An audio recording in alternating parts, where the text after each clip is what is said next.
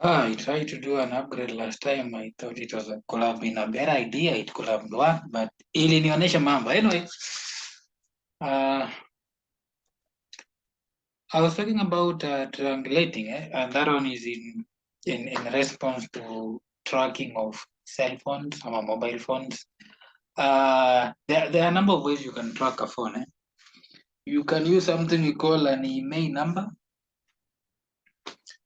which is actually more harder if you have ever tried. You can still track a cell phone using what we call signal, ama the signal in a producer, because a cell phone is designed to have a SIM card. Your SIM card ndio huwa iko responsible for your network. And that is, if your network is poor, that means your phone together, the SIM cards are very far away. Pitukayo. So the most common technique for tracking phones ni ile ya signal. Yeah. And of course, if someone again is using email, of course, watatumia email na signal. They can't just use email alone. But then before I go into so much explanation, this is how it works. Every phone, every cell phone that there is and it's working, it's usually connected to at least one of these signal towers or cell towers, ama unazaita booster, yeah. As long as you know how to identify. Ni vitu tunaona huko nje. I told you, anytime you walk anywhere, you see a very tall metallic structure with red, white striped color. That one is a cell tower or a signal tower. Huko juu kuna vitu kadhaa, of course, from different providers, but the functionality of the tower is still just one, to connect wireless gadgets around, and that is the cell phones. But nowadays you can see routers are also there. You can also see some tablets, even computers. By the way, kuna computer size zinakuja na, like the one I'm using, iko na slot ya SIM card. I can insert one and connect, and I won't have to connect to any Wi-Fi. Just buy bundles and use it directly. Anyway, this is how it works. Every cell phone is connected to at least one signal tower. Your signal tower uko connected to inaitwanga, it's usually called home register.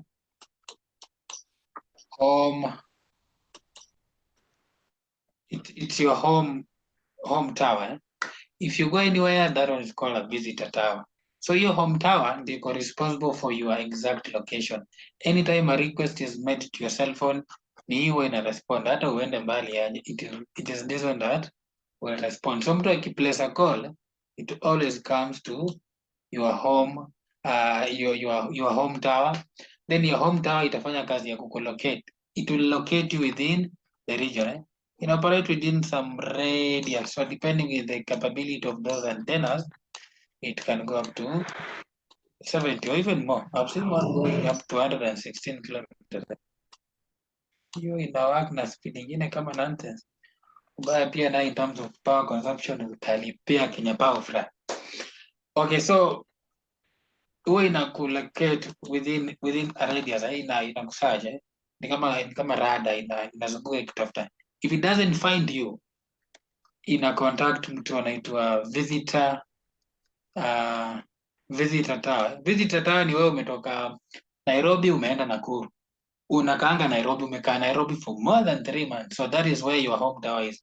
You've gone to Nakuru just to visit a friend or to do something, that is your visitor tower. So mtu akikupigia simu, it will go back, it will go to Nairobi, your home tower. Ikikukosa, it will find something we call a visitor, because anytime you leave your home tower, penye utaenda itakuregister under visitor, and it will notify your home tower that iko mtu yako hapa tumeregister. So when someone is placing a call, itakutafuta ikose, then it will find a visitor tower, then it will contact the visitor tower. Then is the work of the visitor tower to locate you. Pia ikilocate ikikose, kama kuna any other visitor itamcontact. But if there is none, itasema uko off, ama itajua nambari hapatikani kwa sasa. Yeah, those things. Anyway, when you're tracking down mobile phones using signal, you'll need at least 3 of these signal towers in a triangular shape. So if you have only one, na tuseme simu yangu nipate it's something like 25 kilometers according to the signal. Signal inasoma that device is 25 kilometers away from that tower. You can't know the exact location. Why? Because it will give you in a circle. Hii radius yote. Takwambia hii simu iko 25 kilometers from where this antenna is. So you can't tell 25 kilometers going north, going east, going, yeah, you can't tell. So you'll need another tower that is within the range of your cell phone. So this other tower, of course, this one is a visitor, definitely. It may have or may not have registered you, but anyway, it's a visitor tower. Pia hii inapeana radius fulani. Hii imetafuta ikasema, okay, from my side, huu jamaa ako kitu kama let's say 20 kilometers. So it will give you a radius of 20 kilometers. So if you're having these two and you're tracking that phone, you have two possible locations of this mobile phone. That it's here or here. Penye hiyo sako ina intersect. Penye ni exactly 25 kilometers from this side, then 20 kilometers from the other side. Penye hiyo sako ina intersect. So you have two possible locations. If you have time, you unaweza tafuta in those two locations. But these two locations can be very far apart, especially if these two antennas are close to each other. Utatafuta fly. So in that sense, you'll need a third one. You'll need a third one. I remember they have to form a triangle shape. Ikiform shape ingine wewe utakula ngori fry. So if you have a third one here, again it will give you some radius pia. Inachora kama hii. So where all these three radius, I mean circles formed by the signal towers intersect, that will be the exact location of your mobile phone. Accuracy yake inakuanga ranked around 96 point something. Yaani ukikosea tu ni a few meters. Kama ni hapa sema imekosea na 2 meters nipe hiyo simu.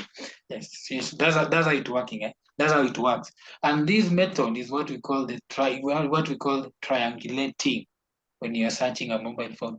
So kwa movie ukisikia triangulating this is what they mean actually. Anyway, we were just making stories from recapping from where we left last time. Today I want us to do a little bit of theory, then kuna kitu about the diagram, about network diagrams. I need to show you how to use that draw.io. Then your session ingine tutaongelea tool ingine. So last time we talked a lot. We talked about IP addresses. We talked about IP version 4 in depth. Version 6 ndaongelea kidogo next week, but we don't focus so much about it because we rarely use it. But now that I'm seeing devices adopting that version 6, but usually itakupatia IP mbili. Even your phone, by the way, check your phone network. Kwa setting, you'll have an IP address, IP version 4 and IP version 5.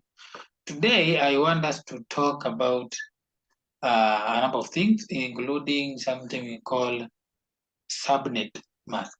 I'm a subnetwork mask. What it is, how can I tell which one is mine, and a few of network configuration. So last time we talked about IP version 4. Tukuongelea about categories of IP version 4, and we saw two. We talked about classful and classless. Tukasema classful, IP imekuwa ranked into classes, and we talked about 3 main classes, A, B, and C. I also mentioned kuna D na E.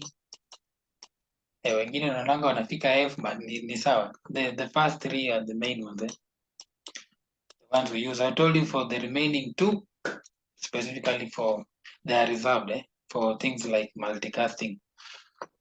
Okay, so apart from this, we also talked about how the IP address imejipanga. It's a 32-bit string. That means it's a 2 raised to the power of 32 in terms of the size. Kipanga in binary. Then tukasema these are of course numbers ranging from 0 to 255. And why do we say that? Because we said IP address version 4 imekuwa divided into 4 parts, and those 4 parts we're calling them octets. Each octet iko na 8 bits, 8 bits. They're divided into 4 equal parts. So if it's 8 bit per octet, that means the highest value we can have in any octet will be 255 in decimal or 11111111 in binary. Okay. Then today nataka tufanya a little bit of continuation from let me clear this thing. Last time I mentioned this thing, IP address version 4 inakuanga divided, and not just version 4, any IP address or any address inakuanga divided into 2 portions. We have a portion that represents the network. We should call it the net ID, network ID, a network portion. Then we have the other part which represent host or host ID. So we have 2 portions, network ID, host ID. And this portion, don't talk about them in terms of octet. It depend pia na class ya IP na, course type of configuration natumia, but we shall see that. For now, just know they are an IP address has 2 portions. Just mail, kama tuliona mailing, kuna part ya kurepresent network, kuna part ya the individual machine.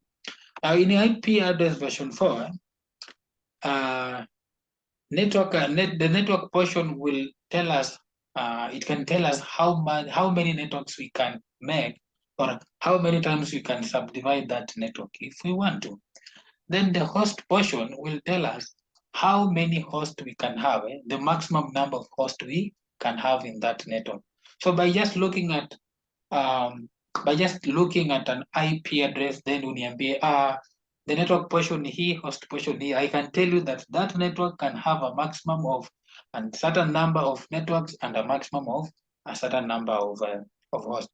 For example, if I'm using 192.168, of course, I can have a maximum of 254 hosts. Kama ni Wi-Fi nimeweka, I can only have 254. If there are more than that, sema kulangori. Okay, so how do we tell which part near network, which part near host? And that answer runs down to classes. You remember class A? Class A, tusema these are IPs. In binary, those that begin with a 0. It can be 0, 0, 0, 0, 1, 0, 0 something, 0, 1, 1, 0. As long as it begins with a 0, it's a class A type of IP. Or in decimal, those are numbers ranging from 0 to 126.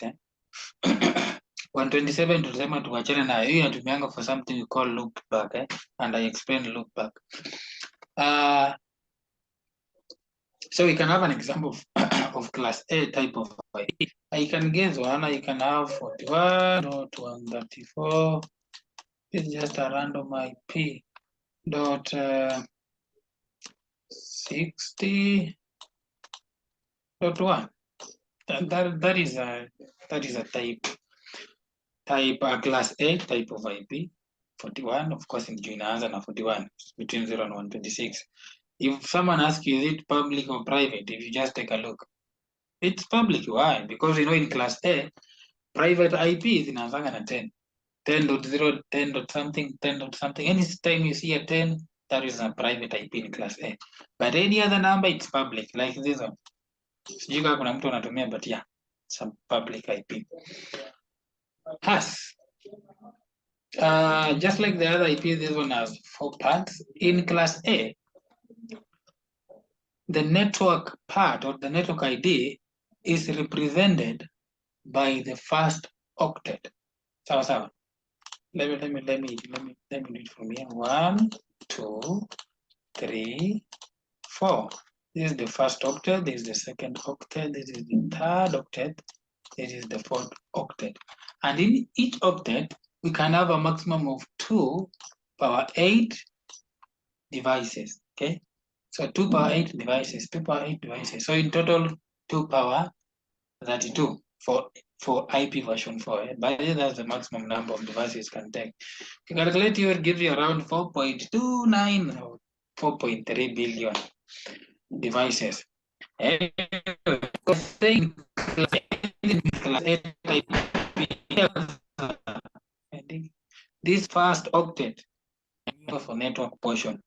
If you take a look at it, if you ask me what is the network ID, what is the network IP, I'll tell you it's 1.00000.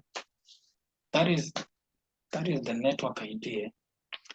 That means for a class A type of IP, it can have a maximum of 2 raised to power 8 minus 2 networks during network portion.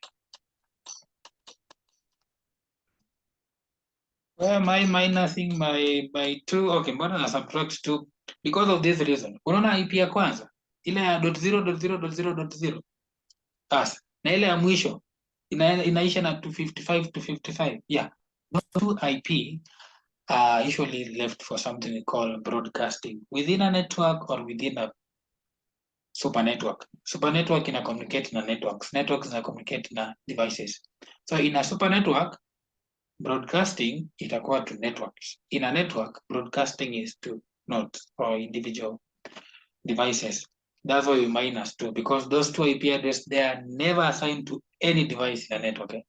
For example, on the internet, the IP address 0.0.0.0 and the IP address 255.255.255.255 are never used by anyone.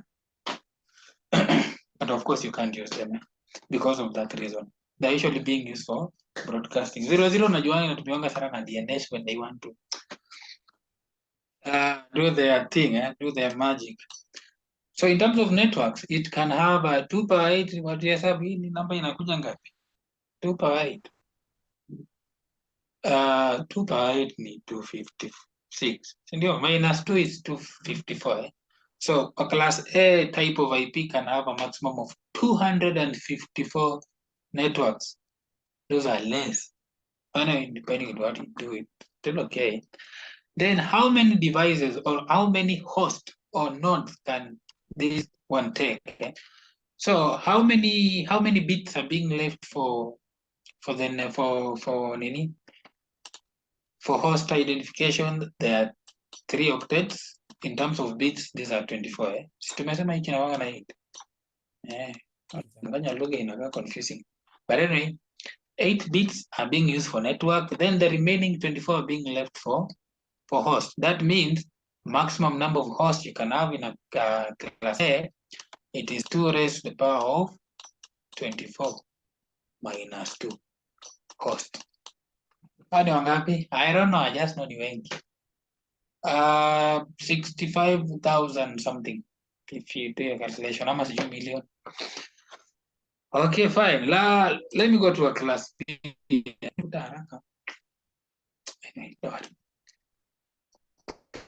It's ranging from 8. How do we go?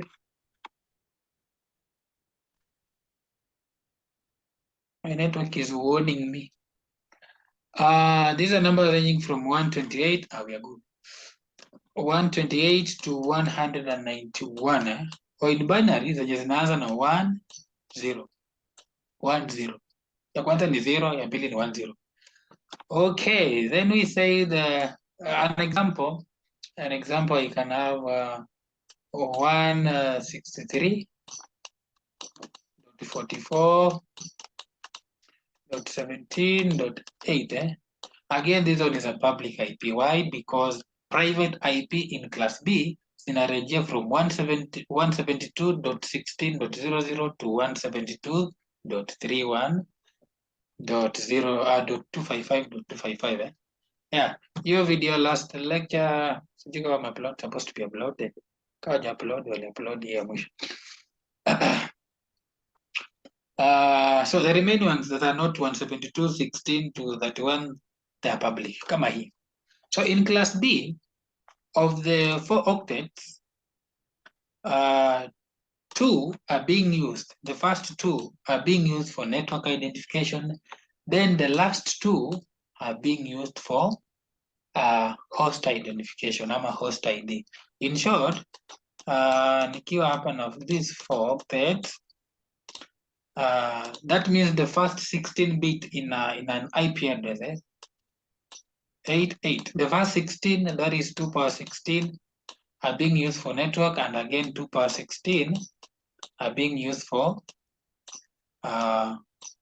host identification. So number of devices and the number of networks it can have is still the same.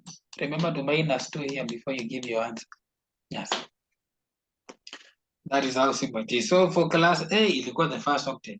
Class B, the first 2. Class C, let me just write here class C. Class C, those are the ones ranging from 192 to 223. Or in binary, that is 1 1 1 1. The ones that begin with 1 1, they can be followed with another 1 or a 0. Oh no, not another one. It's 1 1 0. Like so. 1 1 0. Then a 0 can follow, or a 1, but it has to be 1 1 0. An example, I'll have 193. This is something I've used before. .43.8 17. Hii public IP ni mtu anatumia, but nimeinterchange number fulani. This one is again public. We know private for class C ni 192. We said 192.168. 0.0 to 192.168.255.255. Now for class C, you can easily guess the first 3 octets. 1, 2, 3. The first 3 octets, the first 24 bits are being used for network identification.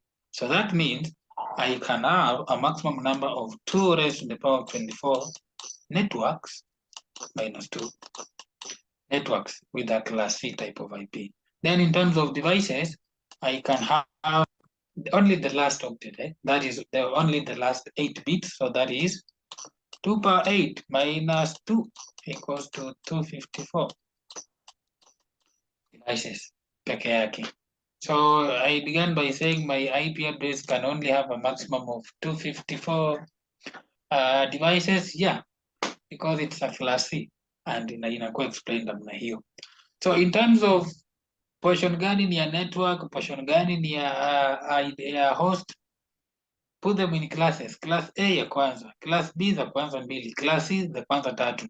Okay, for class D and E, and if someone puts an F there, we don't have we don't have host portion. Those IP in class D, that is from 224 224 hadi ya mwisho ya 255. Hizo IP address hazina host portion because inatumianga for something called multicasting. Multicasting is not nodes. Multicasting is done to networks. But I'll explain more better next week.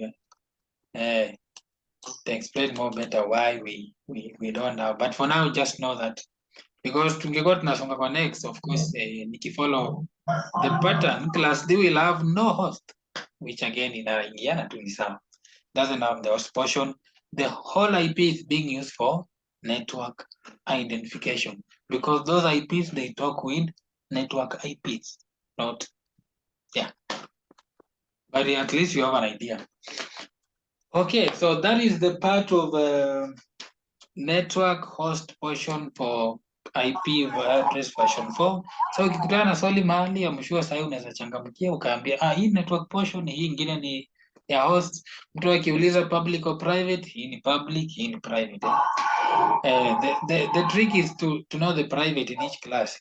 The rest, of course, they're public. Okay, I want to do something else we call a subnet mask.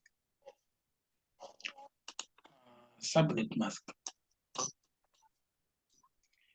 Before the second session. Subnet mask. What subnet mask is in a layman's language, subnet mask nikisema tu kwa lugha ya kawaida ni range ya network, size ya network, how big it can be, ama how big it is what we call subnet mask. So ukisikia mtu anakuitisha subnet mask, anakuuliza the size of your network or the range of your network. The range in terms of how many devices can I have in my network, and also how many hosts can I have in my network. That is subnet mask. Of course, nikikupatia subnet mask, you will be able to tell me the host, how many hosts I can have, and how many networks I can have, or subnetworks, nikidivide kidogo kidogo, how many subnetworks I can have. So yeah, that is subnet mask. So just know it's the range of a network in simple words. And usually write subnet mask in classful. Kuna venye tunaandika in classful, kuna venye tunaandika in classless. Because we are still under classful, in classful tunaandikanga using the last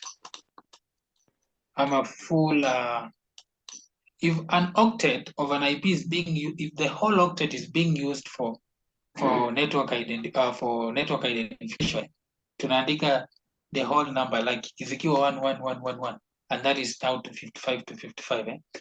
In classful, we don't have any other.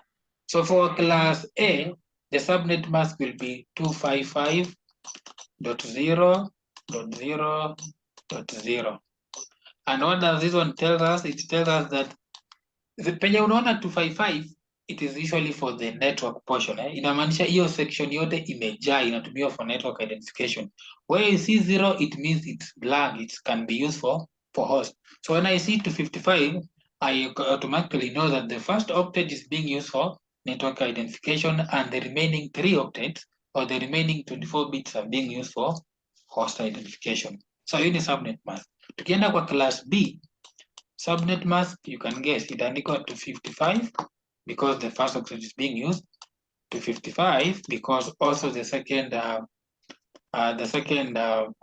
octet is being used, and 00 because the last two are not being used for network identification. So for class, this one is a, let me get a red pen. This one is a class A, this one is a class B. Then for class C, automatically you already know. Class C tulisema the first 3 octets. That means the first one ijae, ya pili ijae, ya tatu ijae, then the last one is blank for host identification. So for class A, B, and C, that's how we write our subnet mask. Anyway, you'll see subnet mask na kila kitu yote ni 255, 255, hakuna 0. That means, of course, you're using a reserved IP, or your network communicate na other networks instead. Inatumiwa for broadcasting and multicasting kind of work. Na inaweza kuwa tu hivyo, hakuna njia nyingine inaweza kuwa in classful. In classless, but we shall still talk about it next week. We have something we call CIDR notation, ama the /back notation. That's how we write our subnet mask in classless. But in a different, for example, this one, if I was to use slash, isn't it bits ngapi by the way for class A? These are only 8. I'll put a /A. Kama naongelea about classless. Class B, how many bits are these ones? These in 8. Those are 16. Itakuwa /16. As class C, of course, there will be /24. Even that's how they do it. It's called the CIDR notation, or the /back notation. That's what we use nowadays, or mostly we use nowadays, but it doesn't do any harm if you roll back to the classful. But then by default, any device that comes with network configuration inakujanga na classful. Hakuna inakujanga na classless. Ukitaka classless niwe na kiereda yako, by the way.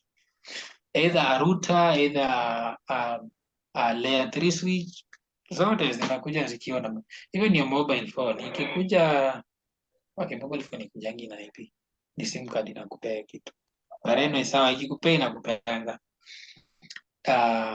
a classful one. Ukitaka, unless uende waambie watu wa ISP, yes, it's my SIM card, but na control network fulani, yeah, they may agree with you, but unalipianga. But then IP address mtu mse uwe unabai. this public IP, you usually buy. Kama utaki kununua, you share. You share with other people. Something called NAT, ama NAT, Network Address Translator. But I'll talk about it Friday to explain to juu najua iko mtu ako na swali, mtu yangu mimi natumia private IP na access aje net? How am I able to use the internet? Na niko na private IP. And we said private IP are never used over the internet. Aje sasa aje? Yeah. That will be your answer. Mimi nimeona swali. Yeah, mobile phone has an IP. You want to check, you can check that one. You'll either see version 4, version 6, or both of them. Hiko. Because it's connected to a network. That's why tulisema kuna hiyo signal tab. But how do Safaricom track you? Ni hivyo tu. They are the only people who know you go daily. And they can report you. Unaweza sema alikuwa hapa for 3 hours, akasonga huku, akaenda huku, amemake hizi calls, ameongea na huyu na huyu. Yeah. They're able to tell that information is not encrypted, by the way. Okay, now the other last thing, because I have 6 minutes, the second session nataka ni explain the software. I can make this thing bigger. I did mention types of IP. You mentioned here. I was supposed to mention the other day, but I didn't. I only told you don't confuse categories and types, because ukiuliza mtu types, mtu atasema classful and classless. No, those are categories of IP address, version 4. But types of IP, it can be version 6 or version 4. Ni sawa. Type is just a type. We only have 2 types. The first one is called yeah, kama unatumia IP version 4 and it's 41, I'm guessing you're around Eastern. Kwa Eastern mahali 41, that is with Safaricom. Na unashare na mtu. Kama uko mbali, Eastern is where your home home register is, your home tower. I was saying there are only 2 types. We have what we call static IPs and what we call dynamic IP. A static IP can be version 6, it can be version 4. A static IP, it can be classful, it can be classless. A static IP, it can be public or it can be private. Differences za public na private ziko hapo kidogo. Now, what do we mean when you say we have a static IP? A static IP is an IP address that is permanently configured to a device, permanently, and it's usually configured manually. So what you need to know about static is they are permanent, they don't change. Wakikupea hiyo ni hiyo, wakisema we ni hiyo 41, ni hiyo tu, hakuna mahali utaenda.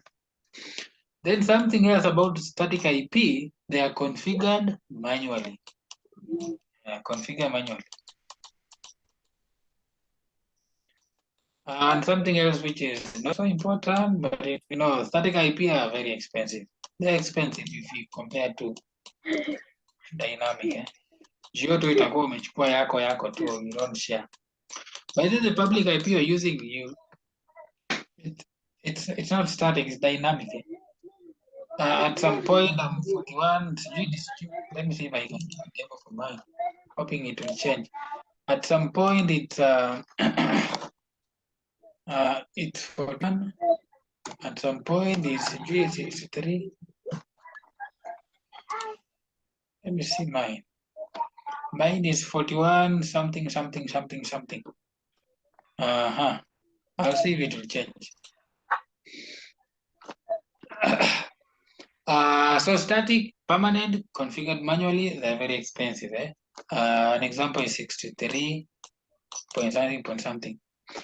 They are not permanent, they are temporary. Ni kitu unatumia kidogo, ukienda offline mtu mwingine anachukua ya pili, ukija online unapewa ingine. That's how dynamic public IPs work, or dynamic IP address work. And they're usually configured automatic with the aid of something we call DHCP. We have DHCP as one of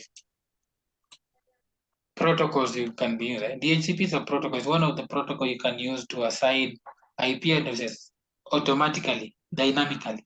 DHCP. But actually, it stands for that. DHCP means in full is dynamic host configuration. Dynamic host configuration protocol. So you can see something being configured dynamically, of course, a host.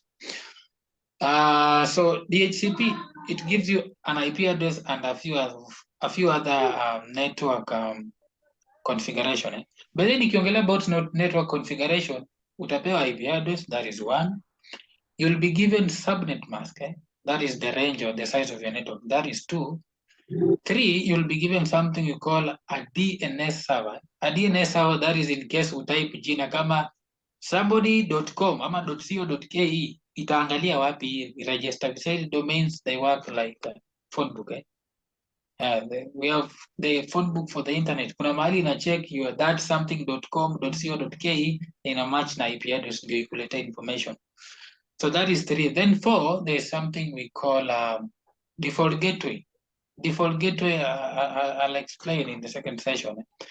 But in in simple words, default gateway is way out of anything. Way out of a network is the default gateway. Way out of your home is your default gate. But kikiumana si fenzi utaruka. Yeah, but anyway, the only way out of your home is your gate. So the only way out of a network, there's usually a dedicated path, and we call it a default. After that, we need to go for a break. Again, tukienda break, aki turudi mbio mbio kidogo to save on time. Tusikae sana. We are coming back to check on that software we call draw.io, and also we shall take a look at some of network terms like here nasema default gateway. Yeah, then I think we shall stop from there for today. So break, 2 minutes, we come back.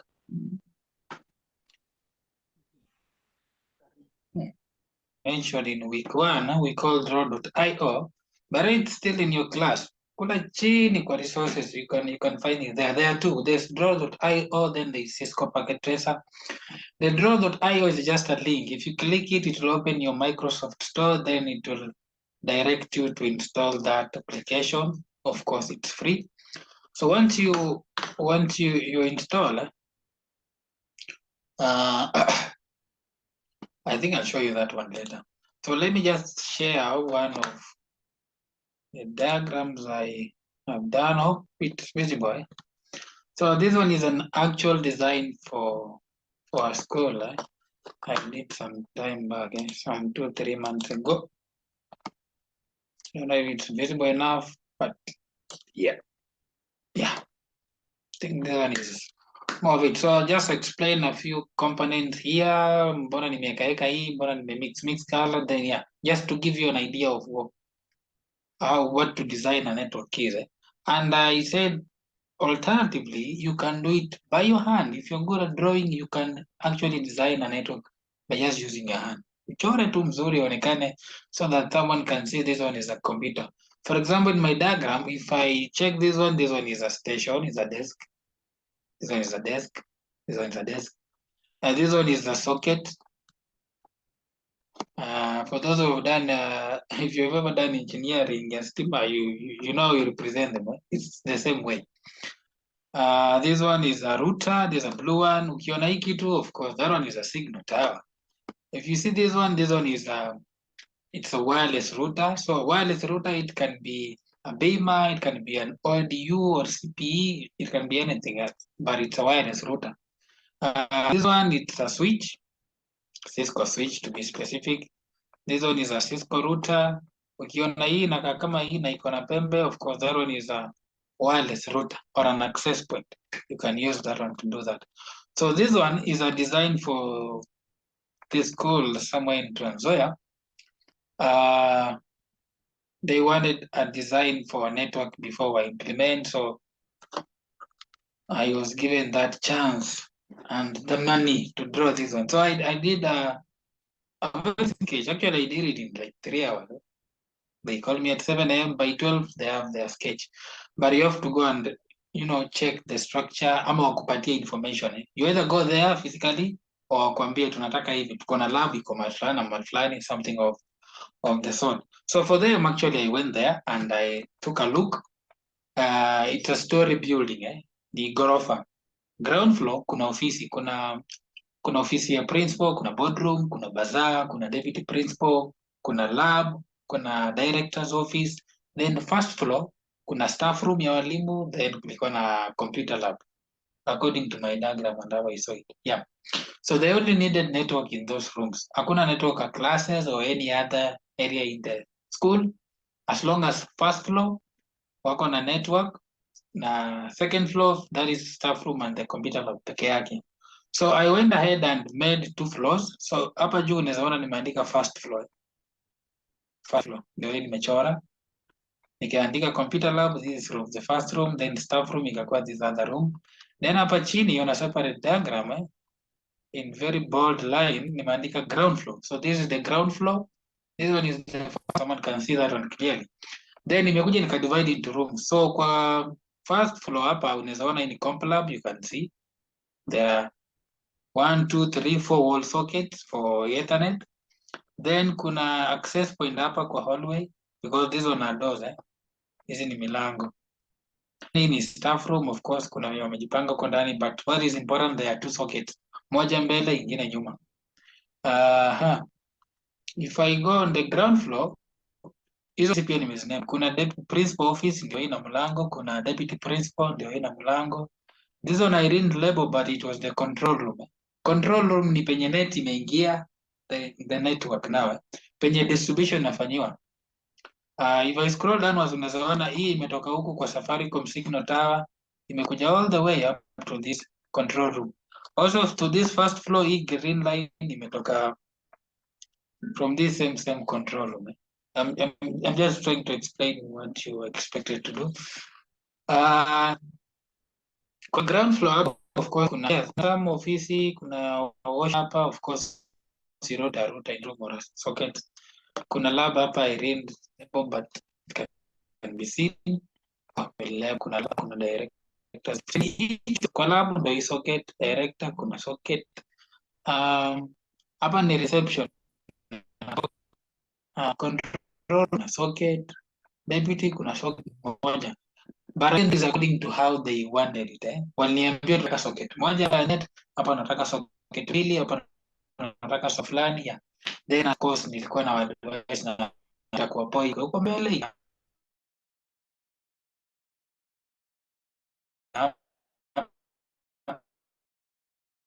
Hapa kwa huko like so to have the information is telling that don't know down here the forget.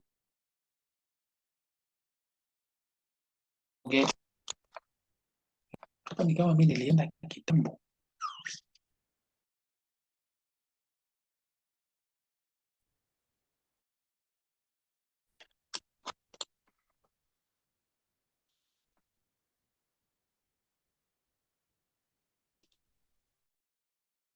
It's my application that is fine.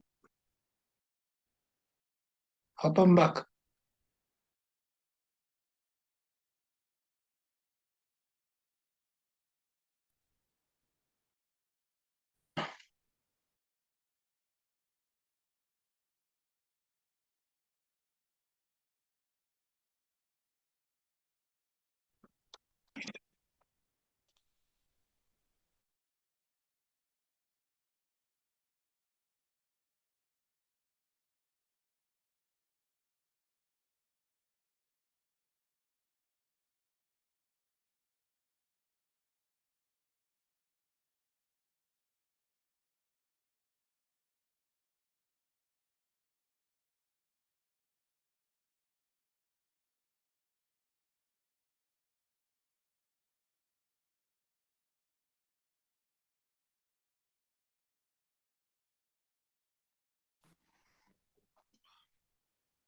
Hope it's now okay.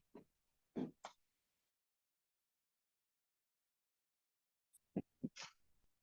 think it's now working.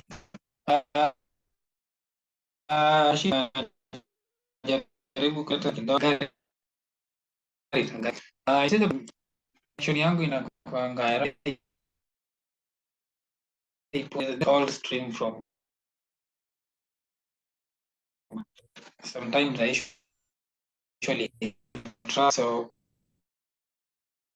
anyway, I was saying make sure anytime you design a network for anyone, make sure you give them a simple stable. Kuexplainia tu ndio waone hiyo ni mlango, there's a room, this one is a LAN cable, this one is a main cable, this one is a socket, this one is a router, like I've done here.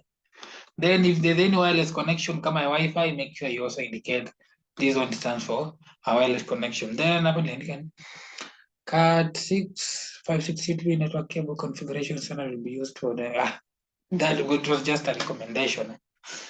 Yeah, but of course they have to take it. Yeah, so then building flow, so anytime you see this rectangle bold kind of, you know that runs a flow like this ground floor. So that is my network. And you can notice from my network diagram, it may indicate all the way kutoka kwa ISP. The okay, ni shule iko Gishagi iko ndani but si ndani sana. And this small WISP wireless internet service provider wako huko. So I recommended them to use something we call Safaricom ODU ama CPE. CPE nasimamia nini? Customer Premise Equipment, CPE. Yeah, that's what it stands for. But in people call it Mutungi locally, by the way. That's the name actually I used to know. I didn't know it's called CPU. Then after what tumesema okay. Ama ODU. So CPE ni gadget ya Safaricom, ndio watakuja waweke. Hiyo CPE na kuconnect wewe na Safaricom any nearest signal type penye iko, wenyewe watakuja wapime and usually maintains a straight line of sight. Once wameweka the ODU, na of course they usually give you a free router. Wanakuajia waambie sasa wewe fanya kitu unataka kufanyia network yako. Of course you pay monthly. So this was their connection. Na umeona nimeweka outside the building, that means it has nothing to do with whatever happens there inside. So that is their connection, by the way walikuja wakaeka, so imetoka imerun all the way to the control room. Kwa control room inapata nini? Inapata router. But the design is a little bit different. There were two routers. Kuna moja Safaricom na kuna moja ni recommend wanunue so that they can have a control over their small network. Ukitumia Safaricom, if you want to change anything, you call them, even if it's a password. So why don't we use it as a main router so that you can also have your own router where you can control your stuff. But anyway, from the ODU inakimbia hadi kwa router. From the router, of course, this one is a switch. Hii ni switch. A 24 port switch. That switch can be unaweza ekelea tu hapa kwa meza ikae chafu kama mtu ujielewi, or you can put it in a cabinet so that your work can look nicely. So switch ndio imedistribute kila mahali. Every office down here imetokea hapa. You cannot, all the access points connect from the switch. Access point by there is just a wireless route in simple words. All of them are connected to this switch. Then floor ya juu, first floor, network yao hawajatoa from this switch, instead wametoa kwa hii router. But initially, in my initial design, ilikuwa inatoka kwa switch. But when I went to do the simulation, ikakuwa mbaya. Nikakuja nika-adjust, nikatoa, then of course I informed them. That's why nilikuwa na explain, anytime you design a network, make sure you have a simulation of that network and it's working. Because kwa diagram it was superb, but in terms of implementation, configuration, and I was using a layer 2 switch, so nazaona shida nilikuwa nakula already. So first floor ina pick from this router, ndio imeteremka ikakuja ikapanda hadi hapa juu. Hapa juu ijapata router, imepata switch nyingine. So hii switch ina distribute kwa every station and every device connected on that first floor. So for network diagram yangu, actually it was very cheap. They will only need two switches. One, of course, the 24 port, hiyo unaweza tumia hata 8 port kufanya the connection as common. What else? Yeah, hivyo tu. That's how you design your network. But again, I'll show you one. Then huku chini, of course, nilikuja nika-label. Let me see my links. Hizi ziko na mingi. Okay, so I'll start with a blank one just to show you kidogo tu, si sana. Just a blank one. Oh, before you go to a blank one, before I show you a blank one, after you've designed your network, you usually convert it to a PDF. Juu hawana hizi program, so hakuna venye ataifungua. You convert it into a PDF. It can be A3 ama A4 size. Wapi? Inafanywa na huku kando. Hapa unaweza ona paper size is A4. You can change this one accordingly depending na how big it is. Of course nikiweka size ya A5 juu ni diagram kubwa, kataka kadogo mtu aone mzuri. So you give it a more bigger size. Actually this one I could have given it A3 size. But ni ile walikuwa nataka printed copy na sina pesa ya A3 na nikishagi, so A4 was the best option. Then option gani ingine hapa? Portrait nikikaa hivi landscape, yeah, you know those things. What else? Ukikuja hapa kwa file kuna option ya export as. So kuna PNG, kuna JPG, kuna SVG, kuna PDF, kuna HTML, yeah. So of course if you want a PDF, you click on a PDF, it will be a A4 PDF paper size. That's how you do it. Once you're done with your design. And before I go and show you, in these first weeks, you can mention ama nilisahau.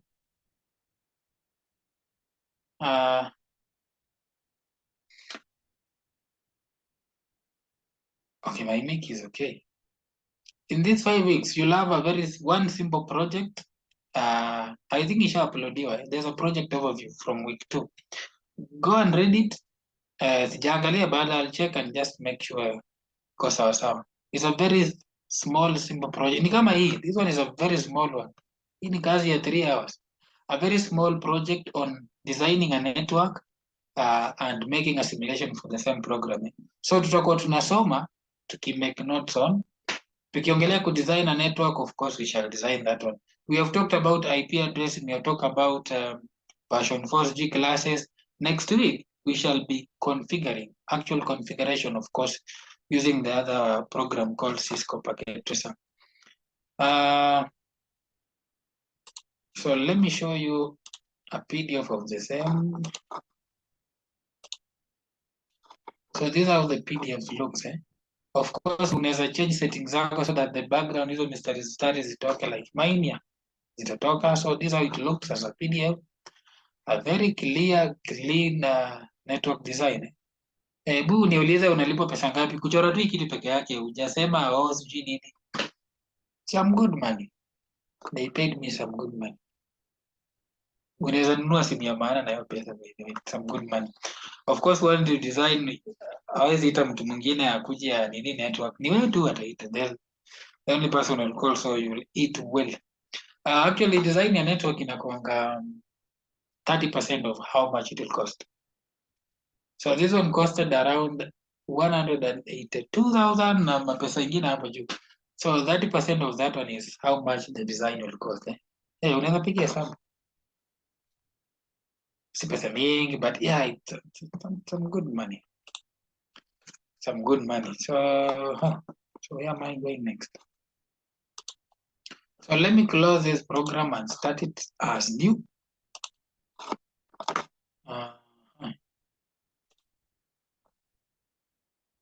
So once you install, if you just click on it, itafunguka. Once it's open, this is where it will bring you. I don't know if it's visible, but yeah, this is where it will bring you. It will ask you to create a new diagram or open an existing one. Take on a new diagram. Ukikuwa mjanja, you can pick any of this, but they'll just give you confusion because it's a template. So just pick on a blank one. You can give it a name hapa juu. Venye unataka kuita, yangu nilikuwa naita sendant. Then you click on create. Yeah, then itakuleta hapa. Then if you check this one, let me just make sure. Yeah, kama hii by default imenikujia na networking diagrams. You can see switches, wireless, word storage, server, security, routers, people. Yeah. But most zinakuanga za Cisco. So if you open Cisco routers, these are the router diagrams you can use. So if you wanted a router, this way I'll come. If you don't see this, hapa chini click on more shapes. Then hapa kando, make sure you check networking, unaguzaguza hizi. But specifically, make sure you check Cisco. Make sure you check Cisco. Hizi zingine unaweza guza ama unaweza achana nazo. For example, I can check this one. I don't need AWS because I'm doing nothing on cloud. Viewer, unaweza toa. I just want the network and Cisco. Hizi zingine IBM, Google Platform, let me just Cloud Enterprise, Azure. We shall talk about these AWS by the next week. For now, just don't worry. No, week 4 and 5. Then make sure Cisco network, because Cisco network do hizo diagrams are networking. Then you click on apply. As once you click on apply, they should be visible from here. So kuna Cisco building, Cisco controllers, so many of them here. Cisco directors, Cisco hubs and gateways. So you want to use a hub or a gateway in between some line. Hivyo. So to wapi computers network. So if I come under network, I can find a computer. So if I design a computer design for a laboratory, I can design just drag and drop. Ukiweka moja unaweza duplicate. Control D, zipange hapa. So this can be a computer lab with 6 computers and maybe 1 laptop. Then that is a hub or a switch. If you don't like that one, come to Cisco switches. Iko wapi? Ndio hii. Then just pick one of these switches that you wanataka. But I don't like using Cisco because you use Cisco and design, then kwa ground unatumia vitu ya kampuni nyingine surely. For a router it's okay, diagram unaweza kosa ya. But for a switch, just make sure so that they don't have question. Unajua watu wengine wanakuanga kina tu kukusumbua. These are modem, these are load balancer, so this one is a router, and I don't like using. This one is a switch. So drag it over here. Ndio hiyo. Umechora. So of course my network will need a router. So kuja kwa Cisco routers, pick a router. Service router. Nataka tu router. Content service router. No, just a basic router. Let me pick a wireless router for that case. Ndio wase wa connect hii laptop ita connect wirelessly. Then I need just to indicate I can use a line like so. Hivi so nachora, then I point.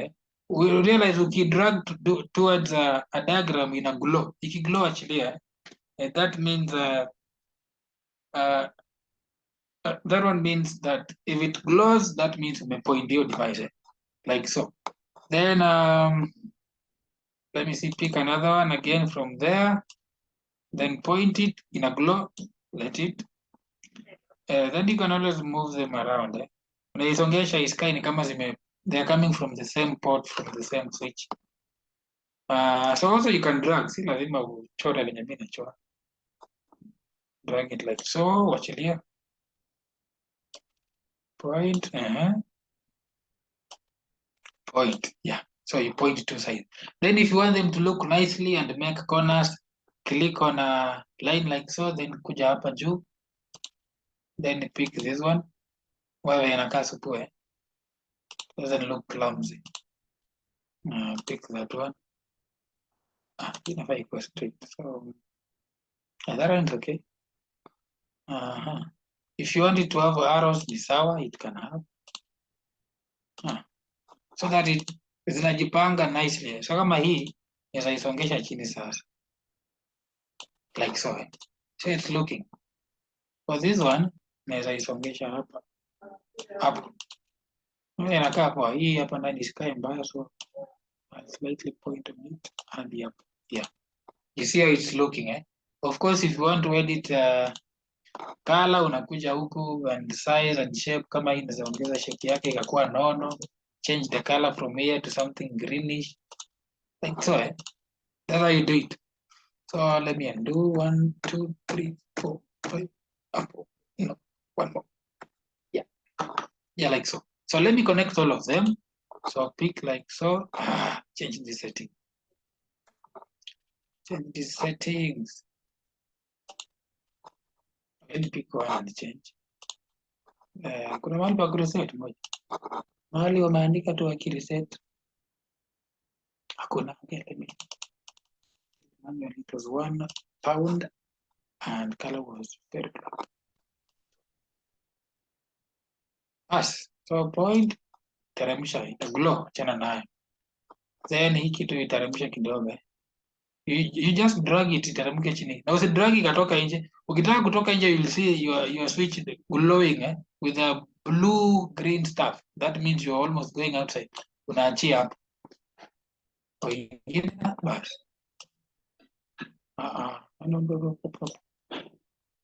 Void this one. Then make sure it returns inside. Hivi tunacheza tunazo. Then another one. Pointed. Lower it. Then you'll notice as long as in a point diagram, hata we turn namna gani it can't leave it. Kama hii nikipeleka juu, you can see it's just changing the connection. It can't detach itself from the switch. It can't. And that is the beauty of this device, of this program. So I'll connect them to my router like so. Bas, naweza amua hii ikakuwa wireless connection. So instead, nyang'anya switch, connect na router, then I'll just make sure it's dotted. Kuja hapa, make sure you give it this twist kidogo, ndio in case kukwe na muhadhara, you can always move it around. The important thing of twisting is that you can avoid objects. In case unataka kuja kuweka kitu hapo katikati, hizo kona zitaihepa. But straight line inapitanga tu straight. Which again won't look so much okay. So this is just a simple one. Teremsha chini kidogo. Ukiteremsha chini ina pick from somewhere. This one I'll pull it this other side. Namna hiyo, then hapa ndani nisongesha point from the edge and not from the inside. So you can see number lines zilikuwa ndani nimezitoa zote. Unaidrag tu kadogo katoke. So these are my simple network. Oh, this one is supposed to be wireless. So hii iko nje kidogo, naweza point hivyo. Unaona karibia device na glow, that means it is there. Kiwacha niweke hivi. Bas. That will work. This one sharp rounded, sawa, unaweza weka hizo vitu kama unataka. Can make sure it's dotted like so, just to represent the Wi-Fi connectivity. Kama utakuwa nayo, make it bigger kidogo, yeah, like so. So that is a very simple network diagram yangu. So you can see how good looking it is, Again, they may tell you, oh, in this room we want to have 50 computers. Surely, kwa design, unaweza chora 50 computers. You can't. So what do? You can use a few, because these computers, of course, they have many similarities in terms of properties. So for my case, kama kuna mtu aliniambia nimdesignie network for 3 floors and each floor is having 150 computers, unachoraje hiyo? I was using 6 per floor. So if you, kama hizi ziko 5, they may be representing 5 actually, or even 100, as long as unajua tu the remaining ones, ama the others will still be connected to this same switch. It is still okay. You don't have to draw all 10 ama all 20, but at least have 3 is my thing. Because kwa simulation pia utakuwa na hizo 3. Unaweza weka 2, kumbe in actual sense ukiongeza device ya 3 hii inateremsha speed yake chini. You need to be very careful. So you have to make sure ziko at least 3. Ukipima, of course, same speed. Ukiona moja ina vary in terms of Mbps, you're giving them 100 Mbps, then kuna moja inarudisha almost halfway. That is bad news. The bigger configuration hapo fry. And by the way, that's what we'll be doing next week. Next week tu ni kazi hiyo tu ya configuration. Very boring to me, but I know you people will enjoy it. Configuration, weka hapa IP, weka hapa subnet mask, jaribu ikikataa, toa kurudi, angalia design yako tena, come back and do it. Yeah, it's all that and we repeat. So this is a simple network. This can be a school laboratory, by the way. This is how it's done. That's simple. Router, switch. That's enough. Then computers will connect from this switch. Kama kuna mtu na simu ama laptop anaweza connect wirelessly from there, or if they opt to use a cable, sawa sawa. Then hii router yao unaweza connect kwa connect hiyo kuonesha the ISP connection.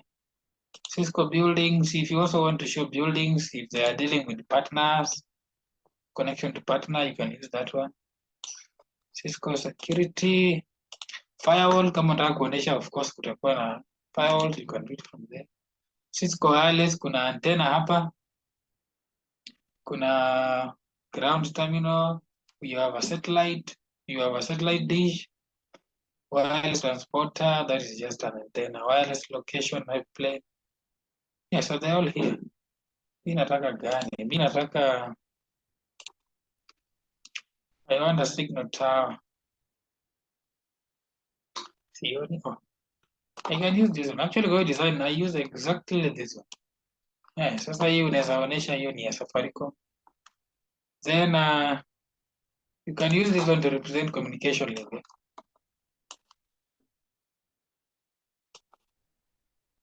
Hivi. So that someone can know that communication is different from this one. You can do that to that. Make sure you point. Ukipoint ina glow. Make sure you point, ukipoint unaona ina glow. Yes. Like so. Yes. So that one can be my connection where inakaa chafu. Sasa iko sawa hivyo namna hiyo. So I can take an A4 landscape ndio ipenduka then I'll go and adjust edit data blah blah blah clear default style. Kumbe hii nilikuwa kitu natafuta. Then if you come to export, of course you can choose PDF na una make sure inatokea nicely, or make sure you uncheck grid so that these lines don't appear. If you check grids it will appear with them, but haina shida. Hapa chini sasa nakuja natengeneza my labeling, nasema hii ni computer, hii ni switch, hii ni router. But if your diagram is so obvious like mine, haina haja, just make sure uko na basic labeling. Ila yangu nilikuwa explainia watu hizi vitu za IT wako mbaya. So kama hapa naandikia this one is school lab, that's just name. And of course ukitaka kuzi enclose so that we can indicate it's a room, you can start by first of all having a triangle like so, then zinakuja ndani ya triangle. That's how you can do it. But if you just something plain like this one rough, that's how you do it. Yeah. Kupanga ni idea ni yako, ni kama kuchora, ina specific way of doing it, ni ujanja yako. The more you do it, the more good you'll be in it. And if you don't wanna really struggle with IT, utaki kusumbuana na watu, why don't you do this, by the way? Wewe uko tu mtu wa kudesign network and configure things. Very simple thing. Zero programming skill required. Zero math skill required. Okay, hapo math skill kuna a small percentage. The obvious one. But yeah, the bigger part you don't need math to do that. Just you and drawing. Ni kama graphics, but graphics ni we nahitaji ma styling na ma ideas. For this one, just make sure you draw, have a simulation, explain to their tech team, namna hii, yeah. They pay you a 30%, you disappear. And if you're so good and you decide 30% is not enough for you, you want that 5%, well and fine, they'll give you. But they initially, they used to give me 10%. Nikianza, mtu unataka network, aki tunipee 10%. Yeah, but once you realize you have your bigger market and connection, price ikibaki chini sasa si wewe unaumia. Sasa si hawa wanaumia ni wewe. But ukianza ni hawa wanaumia, so you start from low so that you can attract more. Once wakuja wengi, in a week ama in a month huwezi kosa kudesign kama 4 ama 5. Ongeza bei, mtu yangu iko nini kama hataki si ya kwenda huko. Don't use that. But it's okay. So ukitaka label, you can use these rectangles you're seeing over here. Just pick a rectangle and start typing, it will type. Si lazima uone kasa. If you start typing, it will type inside. The other things you'll explore on your own. So kuna project, I'm saying I'm only having 4 minutes. Kuna project pale kwa class under week 2. Enda soma project ina entail nini, anza kuchora diagram yako mapema. By week 5 tusikwe na walifunga hiyo kitu, deadline ilikupita. It's a very simple network, you can draw it within 1 single day, by the way. Nimewambia yangu nilichora na 3 hours. Because you're not so much in it, you can do it in a day. Something else, kuna kitu sijui ilikuwa week 1. Kuna task moja hapa inaitwa attendance. Anytime you see attendance, it's not something you have to do. Unaiclick tu ama mark as done, hivyo you're done. Na pia iko graded. If you click that one, ni 100%. So you can imagine if you just decide to be lazy, out of I don't know 800 and what marks, wewe uko ready na not 800, around 15 1700, wewe uko na yako 500 by just clicking week 1, week 2, week 3, week 4, week 5 on time. It works. Iko mtu ako na swali before 3 minutes here tupatie kisomo. If you have a question how it works, meanwhile you should be downloading that Cisco packet tracer, ukue nayo. Kama umedownload hizi dakika 3, acha nionekane itanikubali ku install it. So let me share my entire screen. Let me share my entire screen. Let me share my entire screen. Yeah, I hope you can see my screen. It's so good, but yeah. So once you download it, kama hii nimedownload tu sahi before we started, you of course ni kuinstall, so you double click on it, give it some time. Sijui itatukubalia, but sawa. Kuna part fulani hapo ilikuwa inaitisha kitu, just wanted to see if it can. But anyway, meanwhile iko mtu hakuna. Okay, sasa.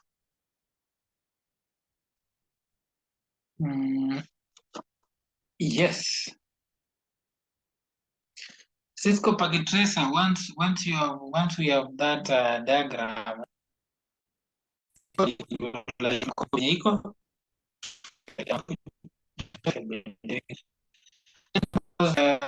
tumefanya the last 2 groups project, sikuguzia so much, niliwaachia more of assignment, but for you I want us to do it together, but of course with your cooperation. Kama next week we shall be doing a lot of configuration, why can't we take a part of your project that tuifanyie tuitumie kama example, so that when you're coming to do it ni kitu ushaona. Kama umesahau, already there are videos to show you the actual thing, so you just go and look at the video, then come and do it, so that you spend less time on your assignment. Then if you have seen the quiz, please don't touch it. Ukigusa utafurahi. Ukifungua by now, I think I saw there are no question. Kama sijui zimefika ngapi. Yeah, inaongezanga na content. Kama we schedule lesson 1 tutasoma hii, only from lesson 1 will pop up. I didn't realize that, by the way. I didn't realize that one from last week, but this week niliona, hey, tunaanza wiki hakuna maswali. Then I asked, they told me if you ukimaliza kufunza lesson 1, if you Tuesday zinaruka maswali kadhaa from that whatever you told. If you go on Wednesday, more pop up. Then before Fridays the pop up zote, so that you get a chance to do it. Itaniweza hii kitu, itaweza, tutaendelea next time. I guess that's where we start from. So my friends, until Friday, adios. Just in case isime before nisiseme hiyo. Goodbye. We see each other on Friday. If you have a question, as always, come to my inbox. Uliza. Then do a lot of research. Do a lot of research. At least tumeona hiyo. Tutaendelea from hapo. Imeinstall ndio hii. I won't launch it